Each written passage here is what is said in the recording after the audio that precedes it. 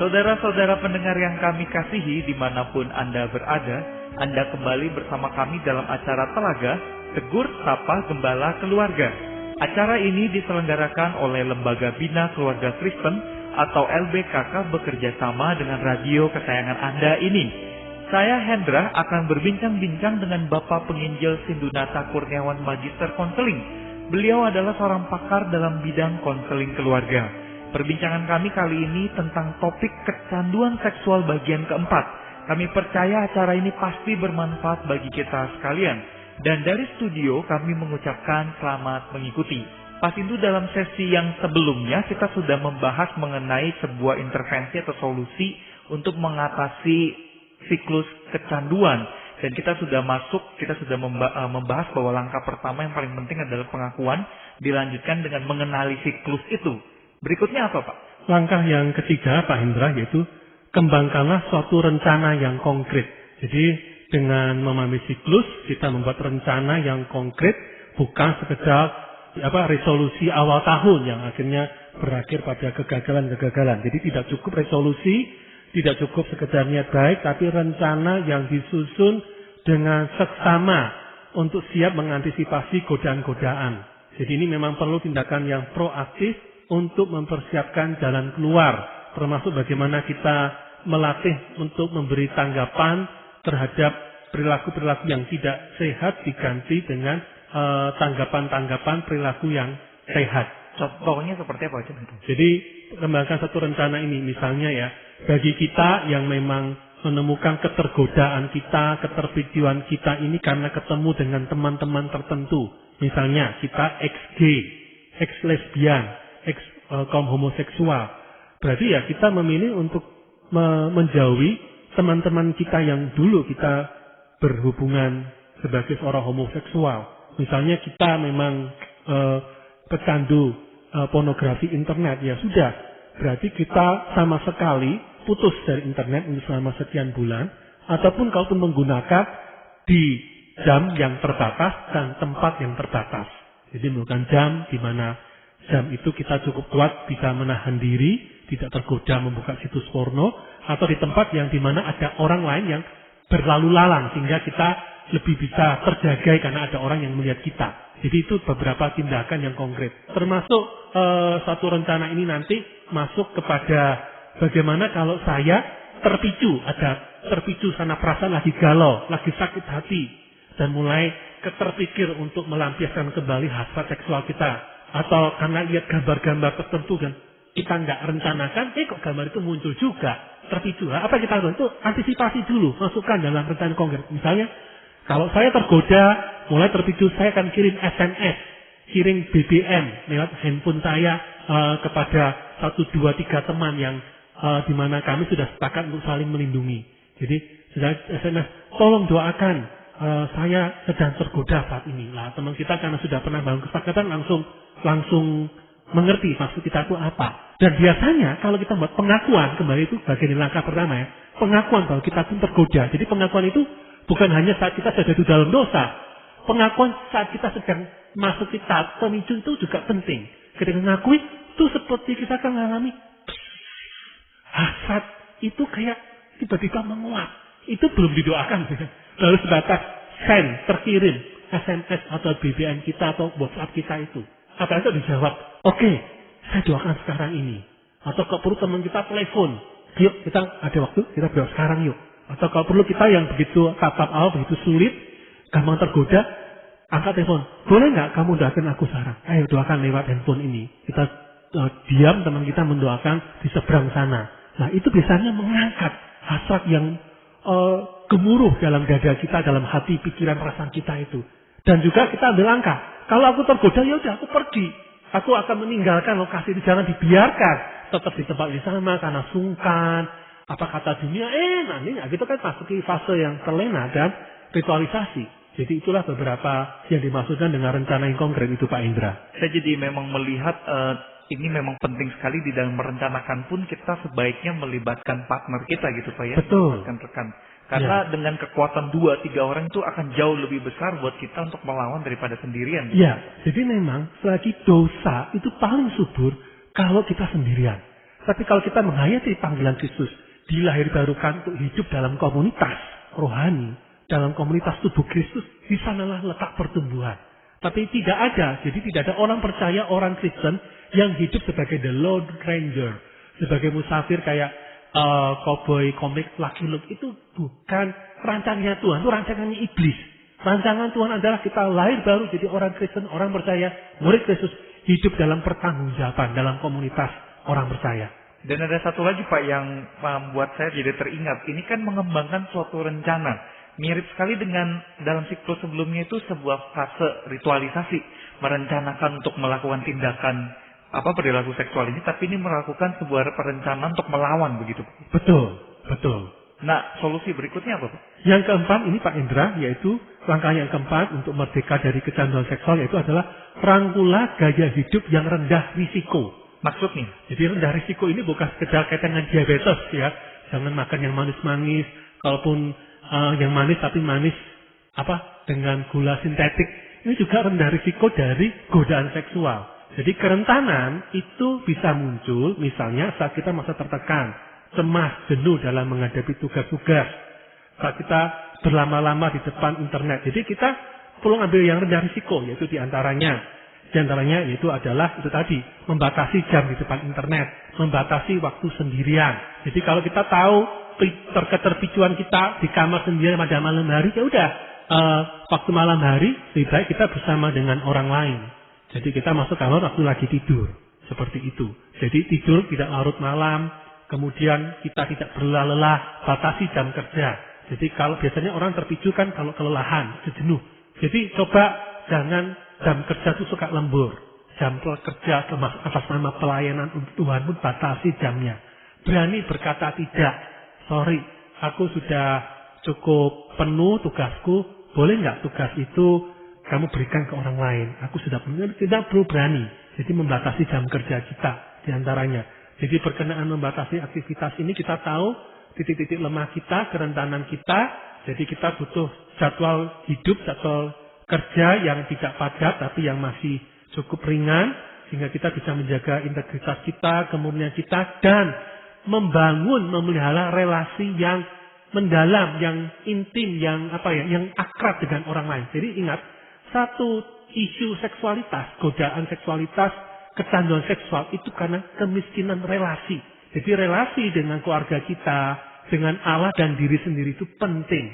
Kita memberi ruang waktu yang menikmati jalan-jalan, ngobrol, waktu pribadi dengan Tuhan, mungkin 13 kali waktu khusus hari bersama Tuhan, saat teduh yang memadai, ya termasuk kerentanan ini, rangkul gaya hidup rendah risiko ini adalah kita misalnya memilih film-film, kalau kita misalnya suka nonton film, pilihlah film yang memang kita sudah pastikan itu aman dari adegan seksual. Jadi jangan sungkan-sungkan. Waktu kita datang ke sebuah tempat toko DVD atau VCD, kita tanya, ini filmnya ada adegan seksnya nggak? Oh ada. Ya udah jangan beli. Ya, ini adegannya. Oh bersih nggak? Nggak apa-apa. Bersih apa? Bersih dari adegan-adegan yang mengarah hubungan seksual. Oh iya Pak, ini kan filmnya untuk usia 15 tahun ke bawah. Bersih kok Pak, adegan ini. Oke belilah, jangan merasa malu. Jadi termasuk di dalamnya.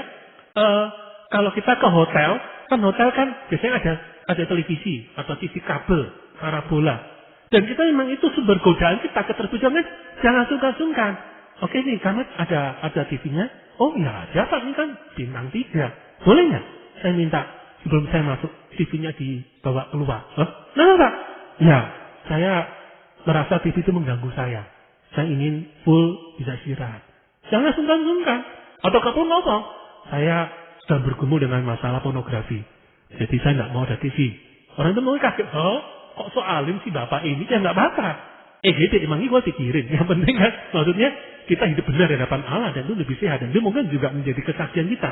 Oh ada ya laki-laki yang atau perempuan yang berani menetapkan diri seperti itu. Nah inilah bentuk-bentuk gaya hidup rendah risiko yang bisa kita kembangkan di antaranya, Pak Hendra. Tadi Bapak sempat menjelaskan bahwa kita harus membuat sebuah jadwal hidup yang lebih sehat, aktivitas kita harus kita batasi, Ya. supaya kita bisa punya waktu untuk berelasi dengan anggota keluarga kita, dengan anak, istri, atau suami kita seperti itu. Nah, yang ingin saya tanyakan adalah jadwal yang seideal apa tuh Pak yang harus kita batasi? Ya, intinya begini, ada waktu bekerja, ada waktu untuk istirahat, ada waktu untuk hal-hal serius, ada waktu untuk yang santai, ada waktu untuk melayani orang lain, ada waktu untuk melayani diri sendiri, ada waktu untuk memberi diri kepada orang lain, ada waktu untuk kita menerima bagi diri kita, menikmati. Ada waktu di mana kita mencurahkan pikiran kepada orang lain, ada waktu di mana kita membangun relasi dengan orang-orang terdekat kita. Baik Pak. Nah, setelah kita merangkul gaya hidup yang rendah risiko ini, langkah berikutnya apa? Langkah yang kelima Pak Indra yaitu adalah membangun pertanggungjawaban atau akuntabilitas. Jadi pengakuan yang tadi itu langkah pertama itu silakan dilakukan menjadi tradisi, ritual. Jadi paling nggak saya usul kalau bisa sebulan sekali ketemu sesama pria ataupun sesama wanita. Jadi yang sejenis kita punya, saya usul jangan 2 orang. Kalau bisa 3 minimal, 4 orang. Jadi kita sebulan sekali ada waktu kita ketemu teratur. Di sana kita melakukan pengakuan, pertanggungjawaban sebenarnya gimana. Termasuk SMS yang tadi saya ceritakan ketika pemicu itu bagian dari gaya hidup pertanggungjawaban, gaya hidup yang akuntabel, membangun pertanggungjawaban. Jadi dengan begitu, maka lewat kejujuran kita membangun integritas. Kita boleh gagal, tapi paling nggak kegagalan kita ini kita bisa ceritakan kepada orang lain supaya kita nggak makin terpuruk. Jadi dengan luasa lewat orang-orang yang sudah kita membangun kesepakatan ini dalam kelompok pertanggungjawaban atau grup akuntabilitas ini, kita bisa dengan luasa mengakui sisi rentan kita, kegagalan masing-masing, membuat pengakuan, pembangunan komitmen atau penyerahan dan sikap hati.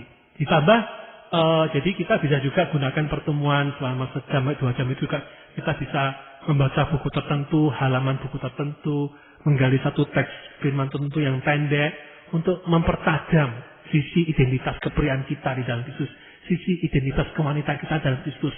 Jadi kita bukan hanya mengaku, ngecek, tapi kita ada juga PA-nya, diskusinya untuk mempertumbuh wawasan dan penyerahan kita kepada kemurnian yang Tuhan kehendaki itu. Pak, kelompok akuntabilitas ini pasti akan sangat efektif kalau ada satu orang yang menjadi motor, yang kemudian menggerakkan, yang kemudian mencetuskan atau merintis terbentuknya kelompok ini. Tapi kalau misalnya kita bukan tipe orang yang bisa merintis, bukan tipe orang yang bisa memulai, bagaimana coba caranya untuk memulai, untuk bergabung, untuk memiliki kelompok akuntabilitas? Ya, kita bisa mungkin mengikuti ya sebuah kegiatan. Jadi sekarang ini mungkin saya kurang leluasa untuk menyebut nama, tapi di Indonesia ini sudah ada beberapa kelompok pelayanan yang mereka mengembangkan sisi-sisi membangun kemurnian, baik sebagai wanita, sebagai pria, bahkan menjangkau kaum homoseksual, yang bukan hanya khusus homoseksual ya, tapi juga mencakup pergumulan seksualitas dari kalangan heteroseksual. Dan saya mengenal kelompok-kelompok ini. Dan kelompok ini cukup banyak beredar, nama-namanya dikenal. Mereka mengadakan camp-camp, retreat, konferensi-konferensi yang dibuka untuk kalangan interdenominasi. Nah, kita bisa ikut camp 3 hari, 5 hari, sampai 6 hari itu. Dari sana nanti kita akan ketemu orang yang sekota. Nah, kita bisa kenalan. Kita lewat, biasanya kan di sana ada para fasilitator, para pemimpin kelompok. Nah, nanti kita bisa kontak ke fasilitator itu, ke pemimpin kelompok, di mana kita dilayani selama camp beberapa hari itu, atau konferensi beberapa hari itu.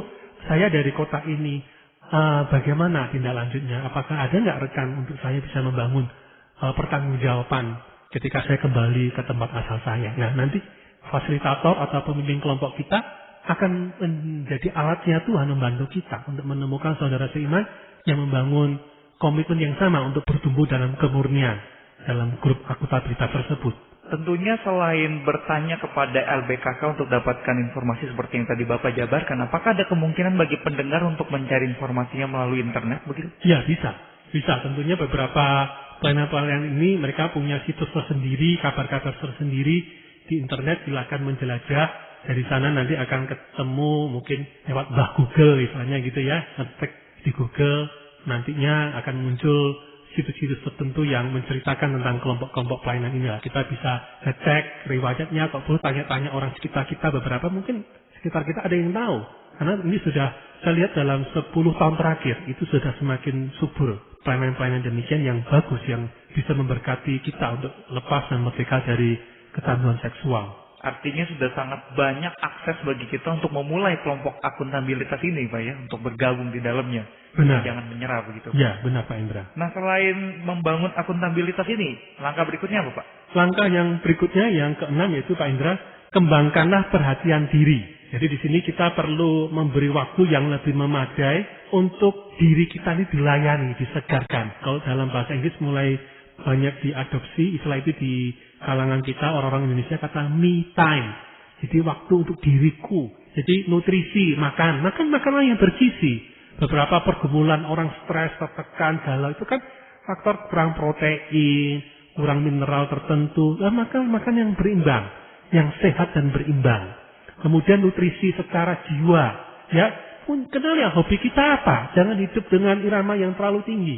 Irama yang wajar, ada hobi nikmati. Tentunya hobi yang sehat ya, menanam, berolahraga, hobi-hobi untuk berjalan-jalan, traveling, untuk pijit, renang, silakan. Kemudian juga ini membangun rasa aman, peneguhan. Maka lewat kita punya komunitas yang sehat. Seringkali begini, masalah seksualitas itu hanya lapis di luar, hanya pucuk di atas permukaan air laut.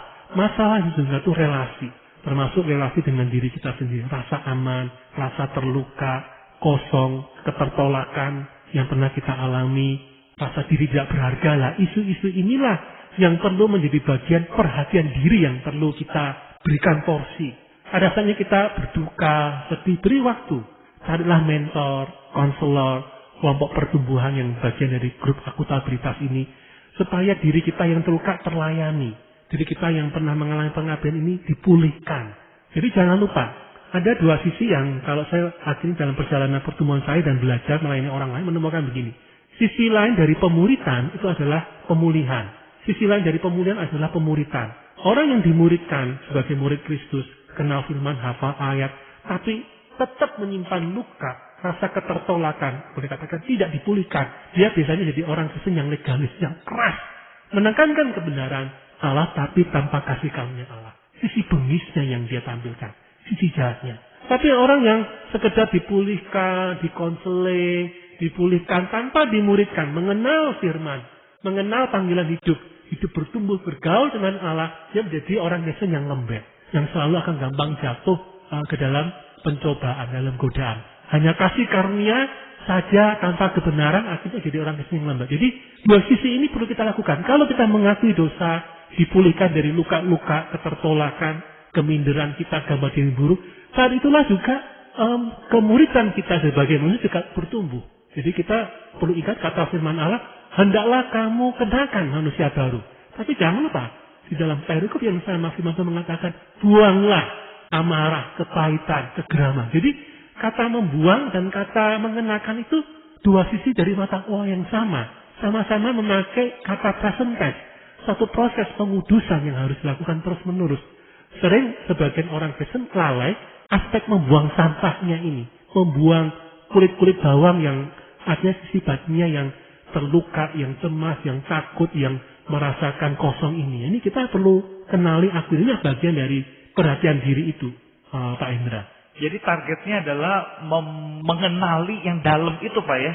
Dikenali kalau yang busuk-busuk di dalam itu yang dibuang. Jadi bukan hanya sekedar perubahan perilaku yang di luar, begitu Pak? Iya, demikian.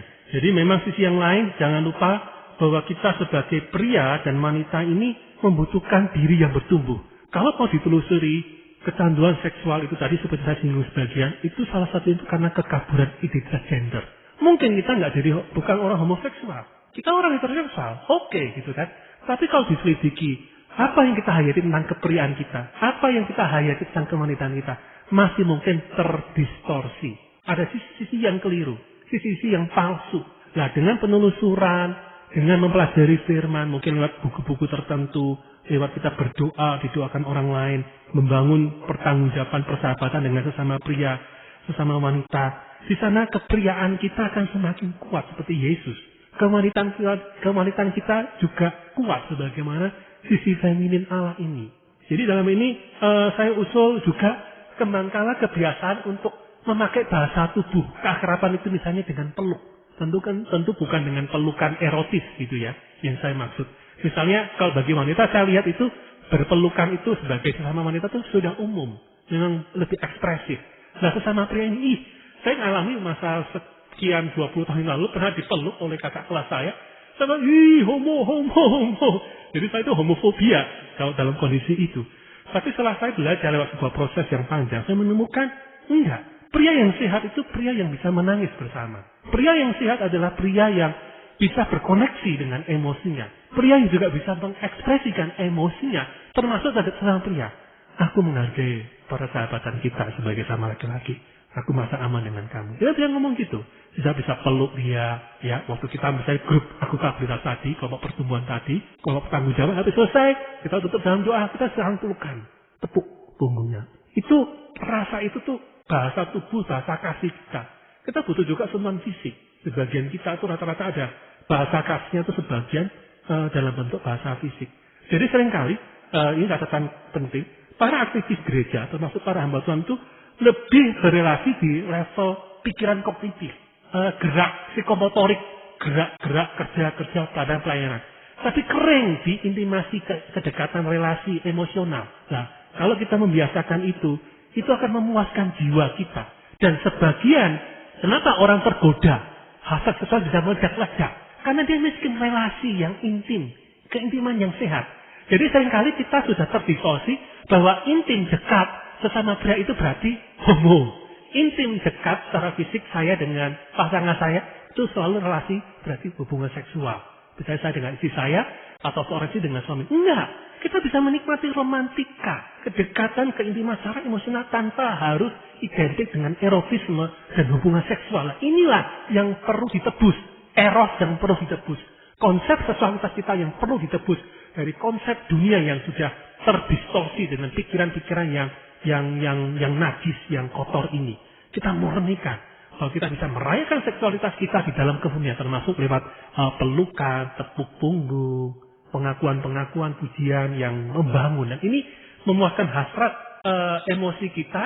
Dan biasanya kalau kita sehat secara relasi emosi dan relasi emosi dengan sesama kita, dengan diri kita dan Tuhan, itu pergulasan seksualitas itu dengan sendirinya akan berbanding terbalik, akan menurun. Fantasi, dorongan-dorongan seksual yang liar itu, karena sisi lain dari seksualitas adalah relasi yang sehat. Ini juga mungkin yang membuat lebih banyak pria-pria tuh yang lebih terikat pada pornografi dan sebagainya dibandingkan dengan wanita, begitu Pak?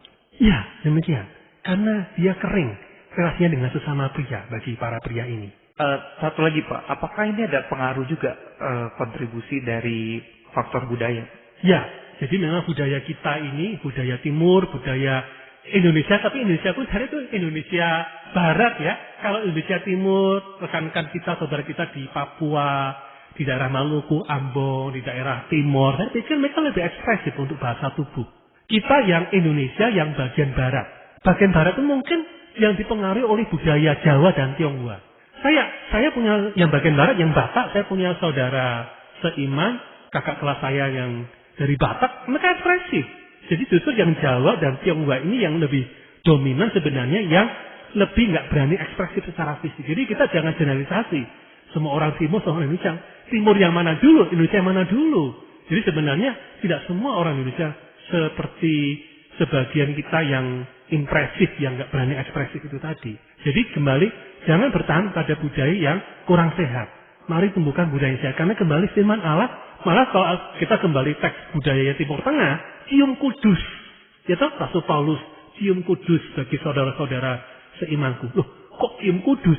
Bukan cium yang erotik. Nah, ini kan menarik kan? Jadi kita ada konsep budaya kita yang cium ini yang perlu kita murnikan, kita tebus oleh darah Kristus. Dalam konteks ini saya bukan berarti praktikan cium kudusnya gaya orang Timur Tengah. Bukan tidak demikian. Tapi ekspresif. Minimal kalau saya bayangkan dalam bentuk pelukan, tepukan punggung itu masih wilayah yang masih bisa kita terima ya.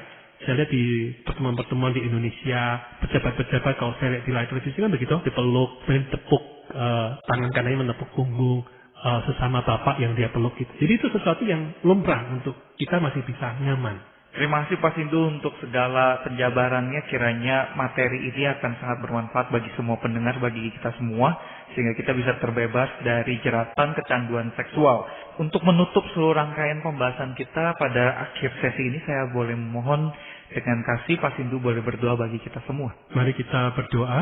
Bapa yang di surga, saat ini kami berdoa Bapa bagi kami semua, terlebih para pendengar dimanapun berada. Kami menghadapi baik sebagai pria dan wanita, berarti banyak sekali dengan kerentanan secara seksual, terlebih di abad 21 ini Bapa. Banyak nilai-nilai dunia yang mendistorsi nilai kami.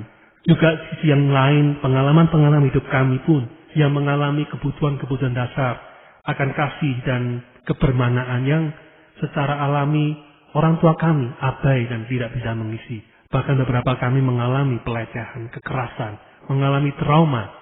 Dan inilah yang membawa kami dalam kerentanan dari berbagai bentuk kecanduan seksual. Dari yang sifatnya imajinasi sampai yang aktual, perilaku, dari yang hal-hal yang kaitan dengan keheteroseksualan kami, bahkan sampai perilaku homoseksual kami. Kami berdoa, mari Bapa, di dalam nama Yesus, biarlah Engkau menjamah kami di tengah pergulatan kami ini. Tidak ada seorang pun yang lepas dari tangan kasih Tuhan. Dimanapun kami saling berada, di dalam nama Yesus Roh Kudus, menjamah masing-masing kami, menolong kami untuk kami memulai jalan untuk keluar dari kegelapan kami, berani mencari saudara seiman, hamba-hamba Tuhan yang dimana kami bisa membuat pengakuan dari dosa dan keterpurukan kami, pengakuan yang membawa kami kepada terang Kristus, kepada pembebasan dari kuasa kegelapan dosa, dan berikan kepada kami Bapa mentor-mentor di dalam Kristus yang menjadi saudara seiman, yang kami membangun pertanggungjawaban, di mana kami juga dilayani dari sisi keterlukaan kami, kecemasan kami, sisi rasa tidak aman kami, ketakutan kami, trauma kami, kekerasan dan pelecehan yang pernah kami lakukan. Kami dibimbing untuk bertemu dengan orang-orang yang diperlengkapi oleh Tuhan, untuk menolong melayani kami, dilepaskan dari keterlukaan, kekosongan kami. Buat kami telik mata kami mengenali titik kerentanan kami, titik berbagai godaan kami, dan kami mengambil jalan yang konkret untuk menjauh dan mendekat kepada hal-hal yang membangun gaya hidup yang rendah risiko. Berkati Bapa. Dalam nama Yesus kami berdoa dan mempercayai kuasa Tuhan bekerja. Amin. Para pendengar sekalian, terima kasih Anda telah mengikuti perbincangan kami dengan Bapak Penginjil Sindunata Kurniawan Magister Konseling dalam